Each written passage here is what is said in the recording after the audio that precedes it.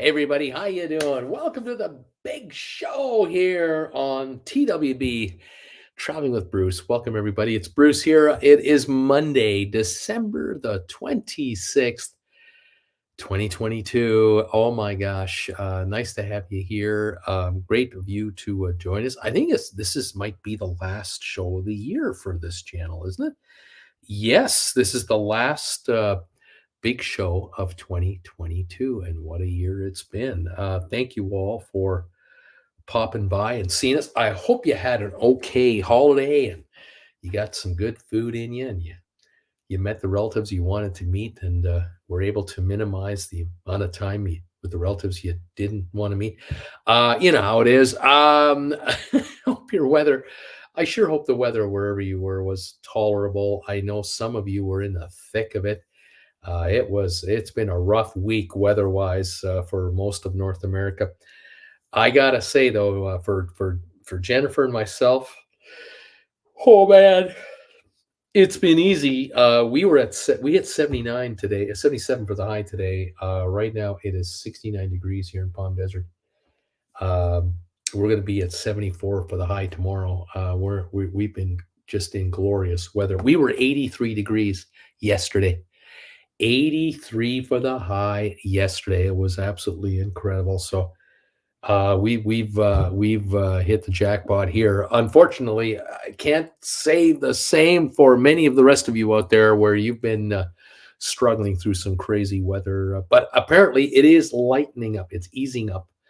I know that in Western Canada and in Calgary in particular, it is already into the 40s from the minus 10s. So big 50-degree swing has already taken place. That weather is working its way somewhat towards the east. Hopefully there's relief coming your way. But those of you in Buffalo, oh my gosh, that region there, have you guys got walloped with snow. Unbelievable. Photos that are coming out of there are incredible. The videos and whatnot. It's just been nuts. But look, welcome. It's coming up to the new year next week, and hopefully 2023 will be a better year for all, and we make progress. Thank you for joining me tonight. If you're coming on board tonight, make sure to hit the thumbs up button. Let me know what's the temperature where you are. What's the price of gas where you are? Can you even get gas? Can you get into a gas station to get gas? When's the last time you filled up your tank? I think there are some folks who hadn't been able to buy gas in quite some time. Shady Hill Homestead is here. Hello, everybody. Number 5. Thank you for the 5 thumbs up already. Stephen Butler, gas is $2.76 a gallon.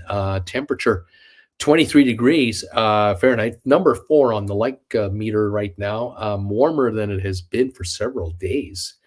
Lows will stay above 0 tonight, and after tonight's lows will be above freezing. So there's a break. Sharon, hi Bruce, long time no see. I am thumbs up number 8. Thank you.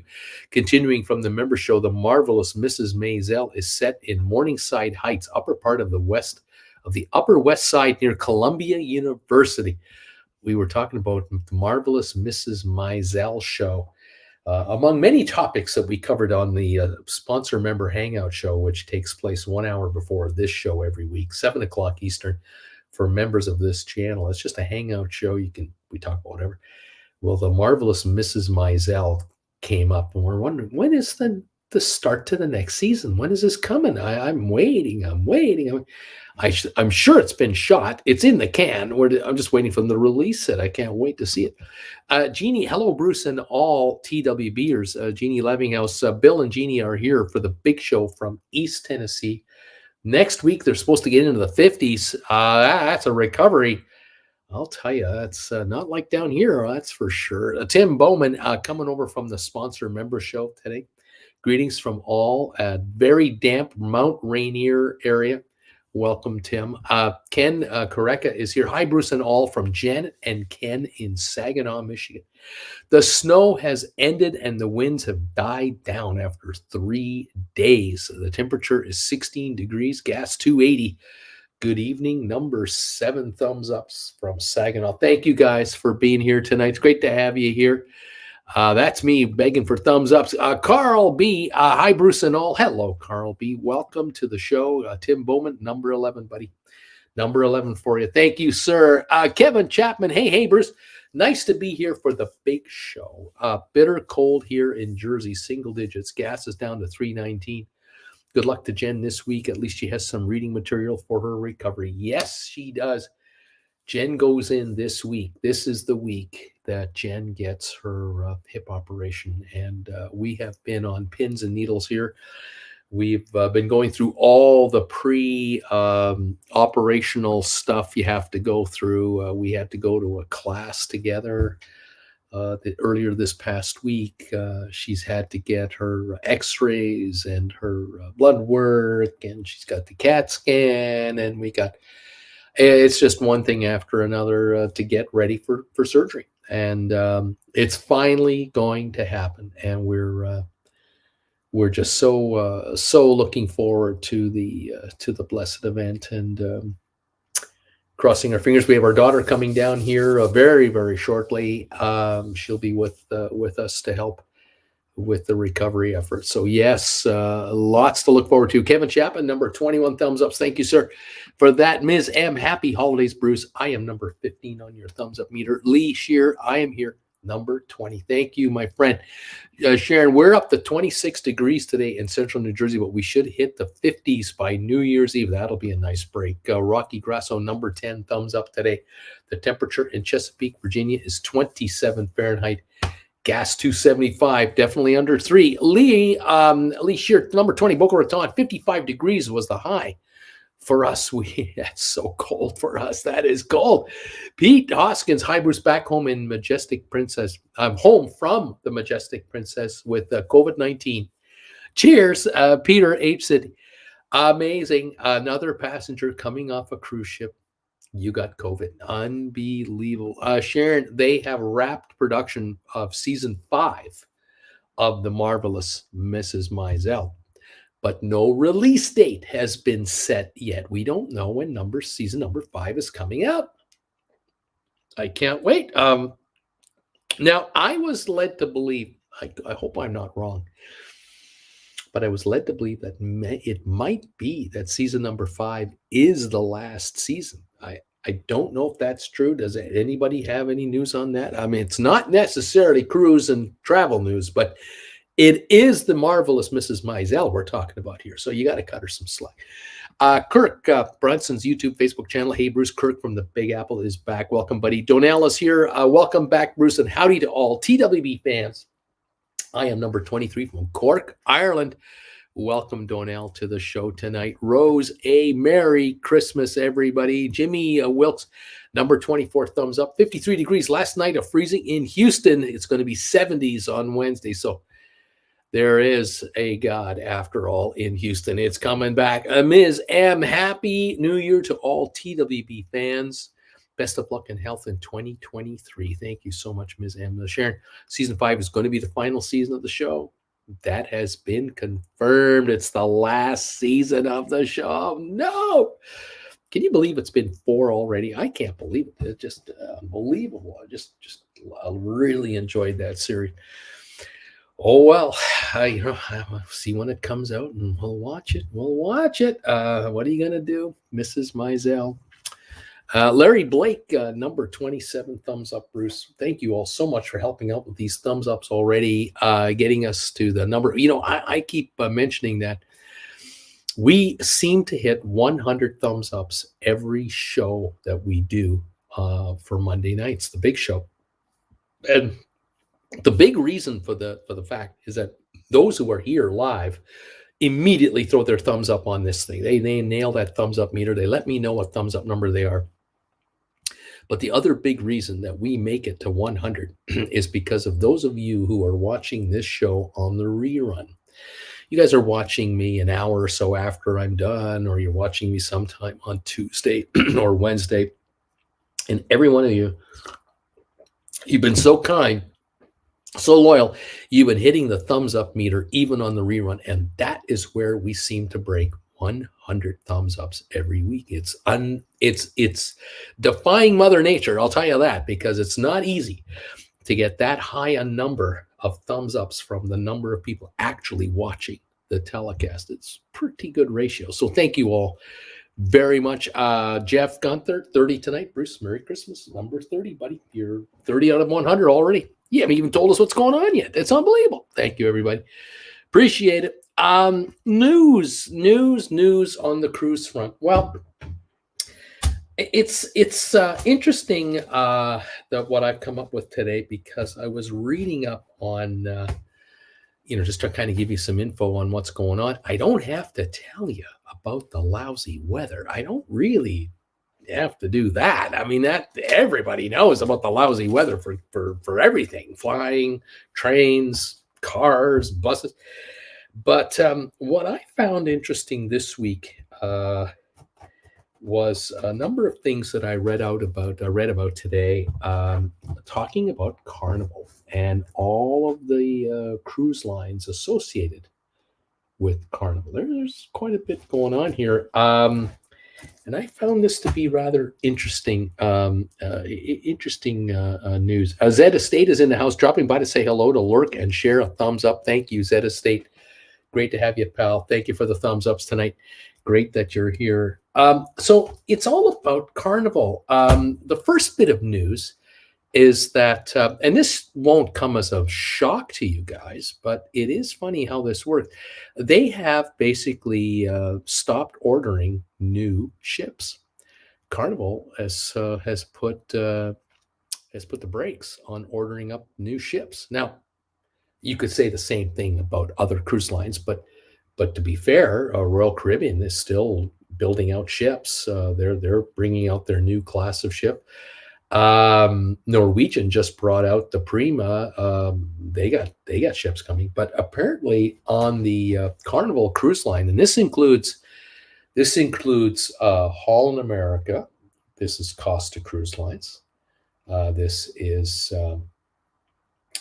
Princess. This would be Carnival itself. This would be Cunard. 9 cruise lines. Apparently, there are only 5 more ships that will be delivered to the Carnival family of cruise lines that are scheduled, and that's all she wrote. There's nothing on the books. The last ship to come off the assembly line for Carnival is due in 2025, this being the end of 2022. So we have 23, 24, and part of 25.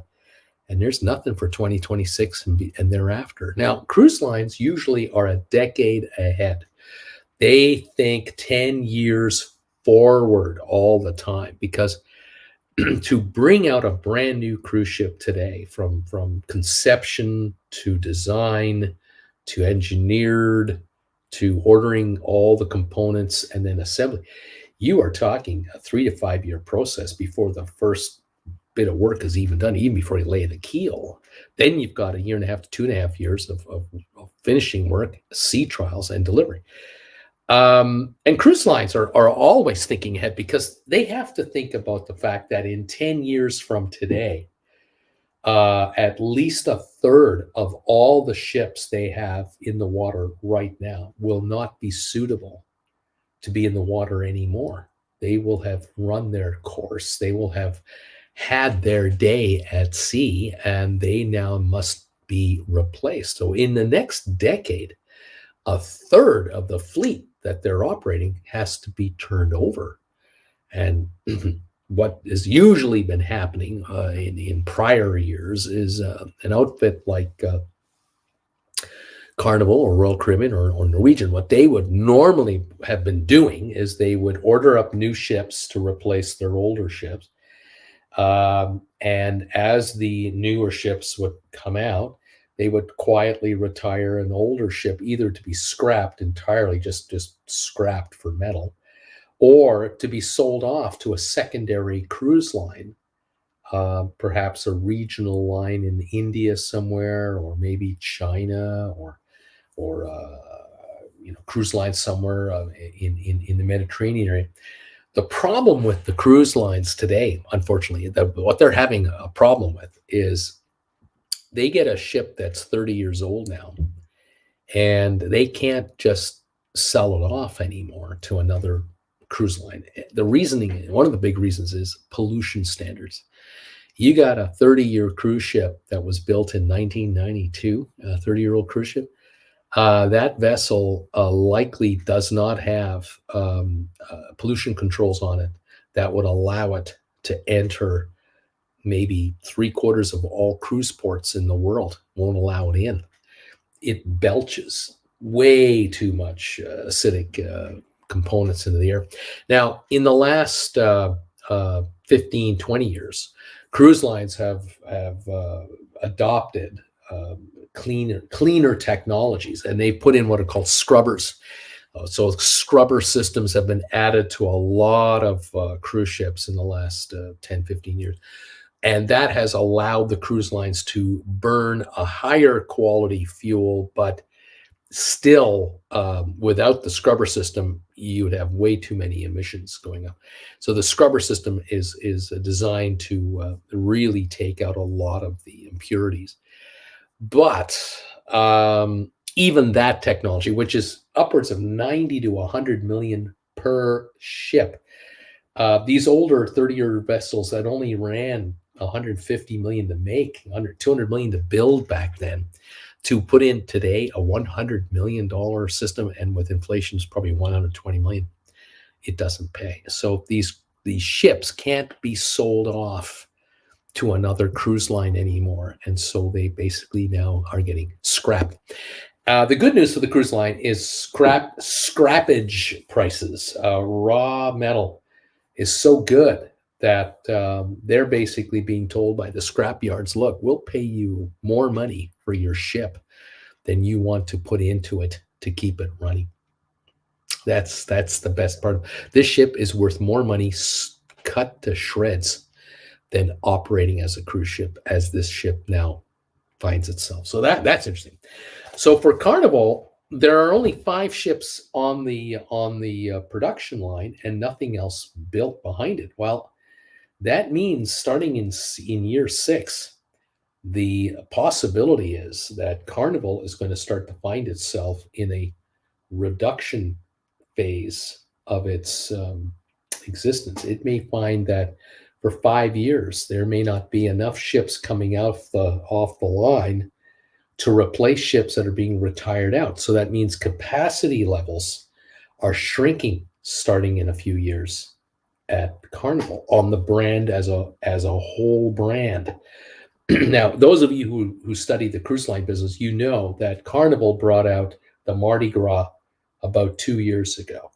Then they brought out, I believe, the Celebration, which is the same size, and now they're building the Jubilee, which is the third in a series of ships for Carnival. That ship is one of the 5 still to come to Carnival. Now, for Carnival, the brand Carnival only, you bring out a ship like the Mardi Gras that can handle 5,200 to 5,500 passengers. You are replacing a ship that can handle 2,100 passengers. So you scrap one of the old ships with 2,100 capacity, bring in a 52 to 5,500 capacity. You can see what Carnival has been up to. They figured out, well, we'll bring out 3 of these monsters and we can offload 6 of the old ships starting in 2023, 24, 25, 26, and so on. So that gives us a bit of leeway to maintain capacity on our line. The problem is right now there are no new ships on the drawing board at Holland America. So Holland America, in the next 3, 4 years, 5 years, there will be a ship or 2 retired by Holland America with no new ship to replace it. There's going to be issues there. Costa Cruise Lines, they just had, I believe, 1 ship come back to their system that they had offloaded 2 years ago, 3 years ago to the China market. The folks at Carnival thought they had scored the deal of all deals 4 or 5 years ago. This is when they made a deal with the national Chinese shipbuilding company to basically sell a cruise line that they created, 50-50 partnership with the Chinese government. They were selling the Chinese cruise line some of the oldest ships that Costa had. And the ships were being taken to Shanghai and to Singapore. They were being refurbished from the European market to the China market. And the thinking was that for the next 5 years, these antiquated 25-year-old ships from Costa would get 5 more years of life out of the Chinese cruise market. And during that 5-year window, new ships would come off the line at the major government-held and controlled national shipbuilding company for some cruise ships. Brand new cruise ships would be built and designed with Carnival's expertise and guidance.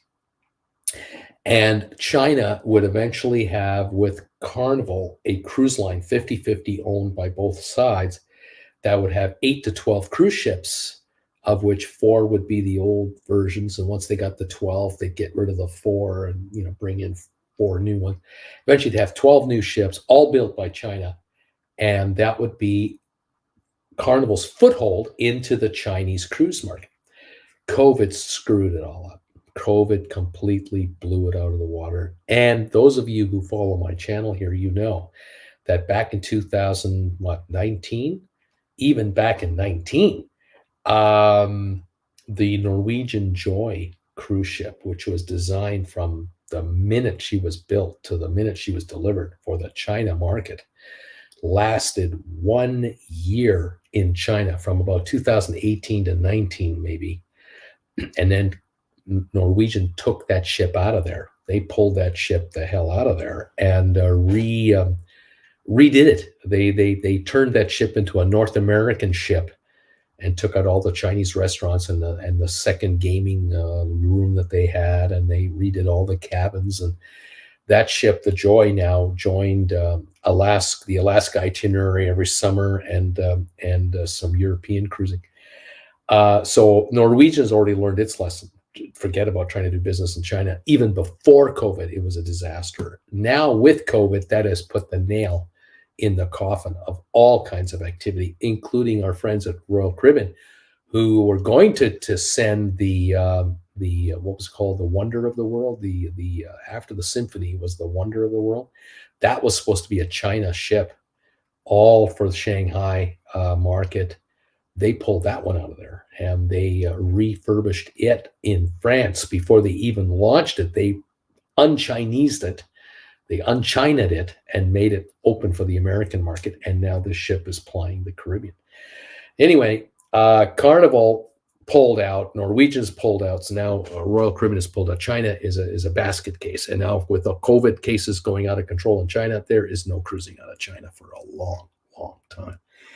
And so Costa Cruise Lines, which the plan for Carnival was, we'll take Costa, our subsidiary sister cruise line in Europe, and we'll offload our cheap, old, soon-to-be scrapped ships. We'll take them out of here, we'll move them to China, and we'll refurbish them there for a few more years of life. That isn't working. So apparently one of the Costa ships has now come back to North America, has been refurbished, and they're trying to launch this as a new, exciting ship for the Caribbean cruise market. I don't know if that's going to sell amongst most North Americans who are in the know, but the good news for Carnival is they don't need to charge $1,000 a week for you to have a cruise on this ship. They can get $500 a week. They'll still make money on this very discounted ship.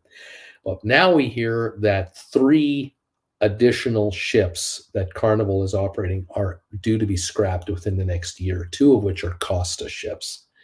So Costa's oldest ships continue to get scrapped out, and there is no new ship coming for Costa at all at the moment. And in order for Costa to get a new ship now, the earliest would be 5 years, and there is nothing on the order book for Carnival. So talking about the 5 ships that are on the order book, we're talking about the Carnival Jubilee, the sister ship of the Mardi Gras and the Celebration.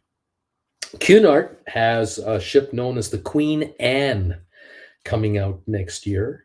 The Princess Cruise Line has two ships. There's a Sun ship and one more. These are two ships that have to be built under a contract made years and years ago. And then there's one more ship, a Seabourn ship, the Seabourn Cruise Line that Carnival owns. That's their 6-star, very expensive. The Seabourn Pursuit is under construction and will come out before the end of 2025. That's it for Carnival. Nothing on the drawing board for anybody else. And so now it'll be interesting to see once these ships hit the waters, the overall capacity numbers for Carnival, will they begin to drop? And is that the plan? How will the bankers react to all of this? I would imagine on one hand, the bankers are going, hey, we're not going to let these guys order a new ship. We're lending them any more money. So Carnival can't get a ship built. It's possible that Germany, France, Italy, Finland, where these large cruise ship shipyards are, it's possible that the banks operating on behalf of the shipyards and the countries themselves have told Carnival, we can't extend you any more credit for a new ship right now until you've paid down the loans on the existing ships that we're carrying for you. So it's possible they've been cut off there, or they're being very prudent and going, we're not going to get any ships built right now. We don't want to add to the issues. Other news from Carnival, they are expecting for 2023 to reach an overall average of 90% occupancy for their fleet through all brands. Now, last year in 2022, Carnival managed to get up from the 30s up to the 54% range in occupancy, and last quarter they were pushing 70s. They're now trying to get occupancy up to 90%. Now, they can go beyond 100 when they fill up their ships to the max. And in the case of Carnival, they really need to be in the over 90 percentile range to make a go of it. The cruise line is not known as the world's most expensive cruise lines, other than Seabourn. The other lines are 3.5 to 5-star cruise lines. They need to get 90% plus. The issues, though, that we've been talking about here now the last couple of months is how many times have I told you about the latest price increases that have gone through on all the cruise lines. Tipping is going from 16, 18 to 20% mandatory tip on anything. Room service now used to be free. Used to be able to order a continental breakfast or a bacon and eggs and a coffee and juice in your room for breakfast for two. That used to be complimentary, no charge whatsoever. Well, now you're paying for certain breakfast items are additional, and there's a $10 delivery fee now being added on to your order, plus a 20% gratuity, which is $2. That means it's a $12 fee. It's not 10. If you want to order something in the daytime now, like you got, mom and dad brought 2 children on board a Carnival cruise. You had the kids out on that upper deck all day running around in the sun and what have you, and they're kind of tired and they're a little cranky. You're not going to take them down to a restaurant. You're going to order in. Well, you want to order in now, just a peanut butter and jelly sandwich is $5. 2 of those and 2 glasses of milk and a delivery fee, and you're talking 20 American dollars plus mandatory tip. Really? Peanut butter and jelly? Are you kidding? This has left a bit of a sour taste in some cruisers' mouths. So they're not very happy about this. The drink packages, as you know, are legendarily expensive. I mean, they can run $50 to $100 a day per person. Mandatory 2 people per cabin must have it. So, you talk $75 a day for a drink package. It's $150 a day. 7 days is $1,050 plus 20% tip, 210 additional dollars. You're talking $1,260 for drink packages. You better not be ill on day 3, 4, and 5. Because if you drank too much in the first 3 days and you're not drinking so much on the next 3 days, you are getting hosed. You are losing a fortune in money that you just pissed away. This is not good. The restaurant prices are going higher. Shore excursions, I'm sure, are going higher. The only thing seems to be cheap are the cruise fares. But you know what? Do you trust a cruise fare? When you see a cruise fare for $4.99 for a 1 week cruise, don't you automatically say to yourself, well, I got to double that. It's going to be double that before I get on the ship, because by the time I pay the tips and the port charges and port fees and all the homeland security charges and who knows what other charges are on board the ship, it's going to be $1,000 a person minimum. And do I want to go on a cruise for a week for that kind of price and maybe more? Or am I better off doing an all-inclusive to Mexico or to Dominican Republic or whatever? I don't know. Anyway, 90% is what they're gunning for 2023 to help tide the red ink that they're bleeding out the front door. They're still losing money. Yes, I did mention about 2024. By 2024, Carnival will have 3 more ships offloaded, 2 of which are Costa ships. The third one we haven't heard yet which one it is. Did you know that since 2020, now only in the last 2.5 years to 2 years or so, well, the beginning of 2020, so that's almost 3 years, Carnival has offloaded 26 ships in that time frame. 26 ships have been dumped by Carnival since the beginning of 2020, just when COVID broke out. That's an amazing number of cruise ships. Think of all the crews that had to switch or retire, and it's a phenomenal number of people. How many have disappeared from this company? The company is shares are under $10 a share. They are $50 billion plus in debt to bankers, and it's going to be a tough one. If this COVID thing that we are experiencing, if this comes back, another wave of this, I don't know if the cruise lines as a whole can all of them survive intact. It's going to be something to wait for. I don't know. See what happens here. Ruth Ann is here. Is April or October better for a Hawaiian cruise? I'm looking at Holland America. Which one would be the better way to go? What time of year? April or October? Well, boy, my one half of my brain figures April, especially the latter half of April. And the reason I say that is because the second week of June is the longest day of the year. And the end of April and into early May, you're only a month away from the longest days of the year. Whereas in October, we're well on our way to the shorter days of the year. And that October chill might be in the air those first few days each way. April might be the better way to go, although I'd love to hear anyone else. What are your thoughts? Sebastian, hi all. Welcome, Sebastian. APT lady for you. Just returned from holiday Christmas cruise in the Bahamas on the RCL Liberty of the Seas today, which has made my 20th cruise complete. Well done. 20 cruises done. Our weather was windy, light rain, and cold. Otherwise, it was really beautifully decorated, and the staff were all festively dressed. Beautiful stuff. Shiny Monk, Merry Christmas, Las Vegas, 67 degrees. Way to go, guys. Diane Schroeder's here. Hi, Bruce. I am back in the desert. Merry Christmas to you. Merry Christmas to you, Diane. You've come back to some nice weather here for sure. Stephen Butler, Celebrity Cruises is advertising that they have the first ship on the metaverse, virtual cruises.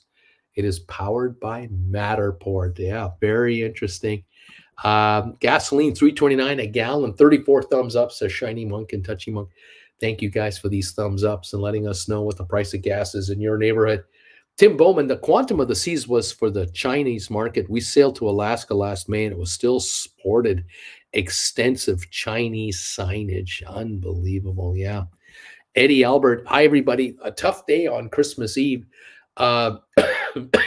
Heater issue and blue backlog on the sprinkler system due to 0 degrees in Charlotte, North Carolina. So darn cold. Not a great way to begin the holiday. Hope yours went better. Oh man, that cannot be fun. Sharon, 44 thumbs ups are in the house, Bruce. You only need 56 to go. And if you're watching on the rerun, folks, you know what that means.